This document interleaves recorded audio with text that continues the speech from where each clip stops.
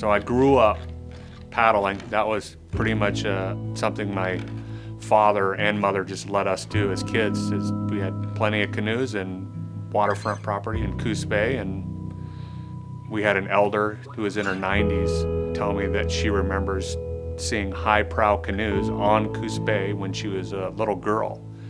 And so that gave us an idea that we had these ocean-going canoes, but we just didn't know what they looked like.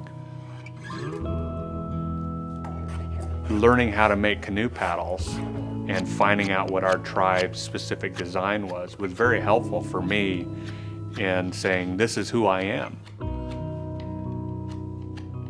There had been this gap since tribal people have been moved to different communities or different areas of canoe making just not happening because there was no need. You weren't able to travel to your ancestral places of gathering for subsistence or hunting.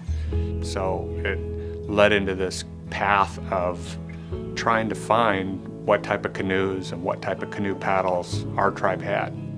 And in other places as well.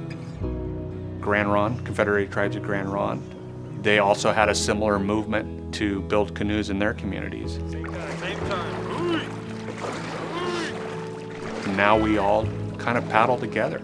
We all think the same way, which is a nice metaphor of how we like to do things. We're all in the metaphorically one canoe heading in the same direction and perpetuating some of the traditional customs that we used to have or that we had lost, but now they're coming back with the introduction of the canoe back into our communities. Bringing back that canoe into your culture, you learn a lot of things. So once that canoe is made, you have to learn how to, well, be better people. You have to paddle with other people in your canoe, and if you're bickering and fighting with each other, you're just not going to go in the direction that you want. We're all related, so being on the water, it just reaffirms our ancestral kinship ties. We can set aside the things that separate us and become one people.